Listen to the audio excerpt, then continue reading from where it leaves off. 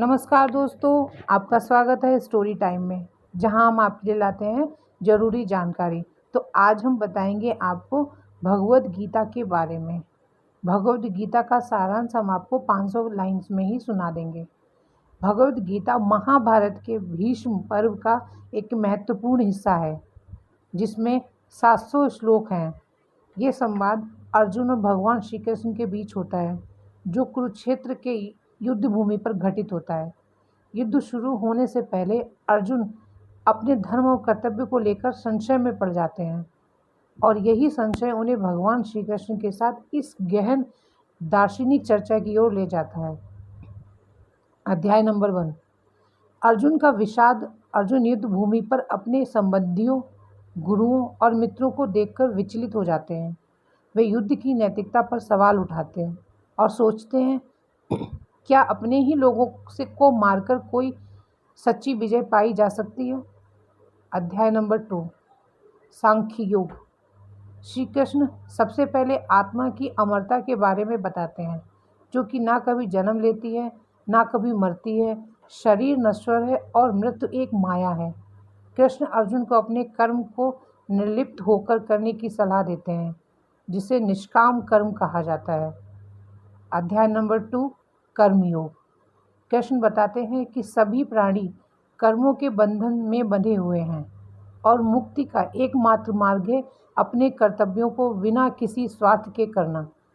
वे इस बात पर जोर देते हैं कि प्रत्येक व्यक्ति को अपने स्वधर्म के अनुसार कार्य करना चाहिए और परिणाम के प्रति निर्लिप्त रहना चाहिए।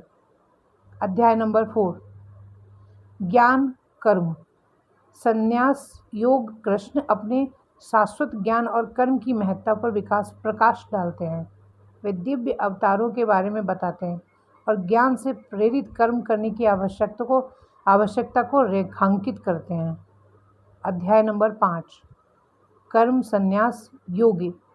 इस अध्याय में संन्यास और निष्काम कर्म के मार्गों की तुलना की गई है।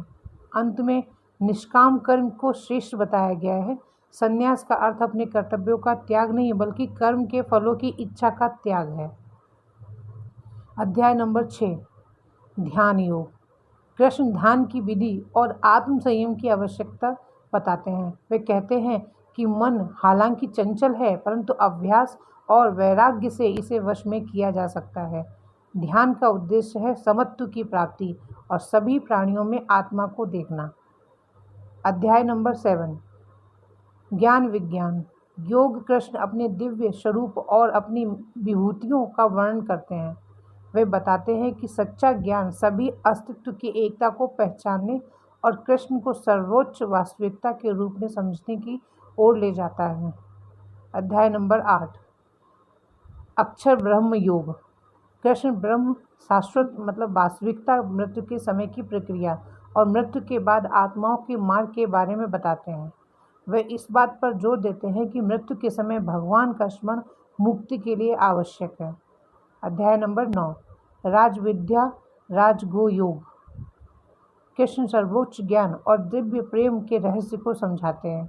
वे बताते हैं कि सभी प्राणी उनके ही रूप हैं और वे सृष्टि के निर्माता और पालनहार हैं। अध्याय नंबर 10। विभूति योग।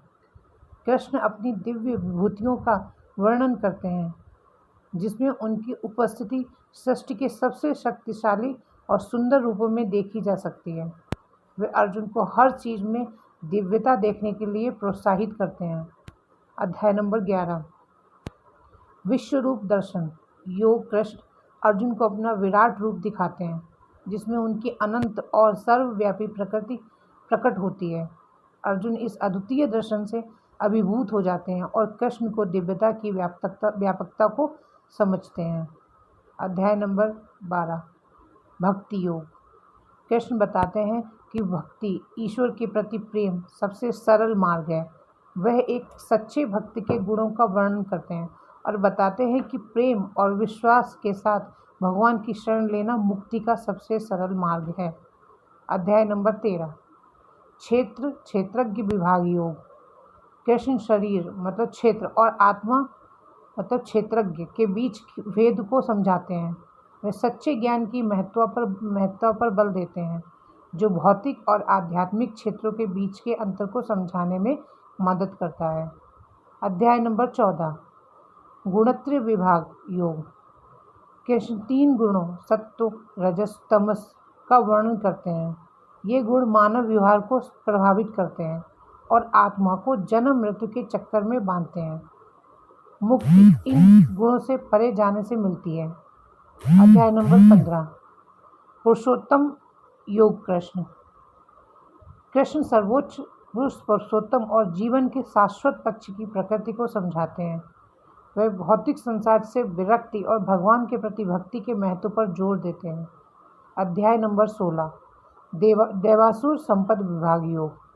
कृष्ण दैवीय गुणों जैसे निर्भीकता, पवित्रता, आत्मसंयम और आसुरी गुणों जैसे अहंकार, क्रोध, अज्ञानता के बीच अंतर को समझाते हैं।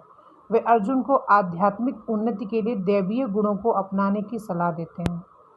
अध्याय नंबर 17 श्रद्धात्रय विभाग योग। कृष्ण बताते हैं कि श्रद्धा भी 3 गुणों से प्रभावित होती है और ये अलग अलग प्रकार की पूजा और जीवन शैली की ओर ले जाती है। वे बताते हैं कि सच्ची श्रद्धा सत्व गुण द्वारा संचालित होती है और ये भगवान के प्रति होनी चाहिए। अध्याय नंबर 18 मोक्ष संन्यास योग। अंतिम अध्याय में कृष्ण गीता के उपदेशों का सार बताते हैं। वे सभी कर्मों को भगवान को अर्पित करने और बिना आसक्ति के अपने कर्तव्यों का पालन करने की आवश्यकता पर जोर देते हैं। कृष्ण अर्जुन को अपनी प्रकृति के अनुसार कार्य करने और मुक्ति के लिए भगवान की शरण लेने की सलाह देते हैं। निष्कर्ष क्या है? भगवद गीता अर्जुन के आत्मबोध और श्री कृष्ण की शिक्षाओं के साथ समाप्त होती है। ये ग्रंथ जीवन, कर्तव्य और आध्यात्मिक पर अपने गहन विचारों के साथ एक पवित्र मार्गदर्शन प्रदान करता है। इसमें कर्म योग, भक्ति योग और ज्ञान योग का मार्गदर्शन करते हुए एक धार्मिक और सार्थक जीवन जीने का संदेश दिया गया है। ये सारांश भगवद गीता के मुख्य उपदेशों को संक्षेप में प्रस्तुत करता है, जो जीवन, कर्तव्य और आध्यात्मिकता के विभिन्न पहलुओं को पर प्रकाश डालता है। उम्मीद है आपको ये जानकारी पसंद आई होगी।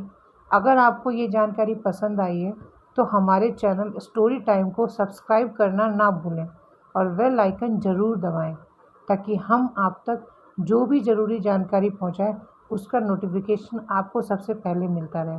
धन्यवाद। और अगर आपको इस तरीके की कुछ और जानकारी चाहिए तो प्लीज़ हमें कमेंट करें, हम उस पर स्टोरी बनाएंगे। Thank you.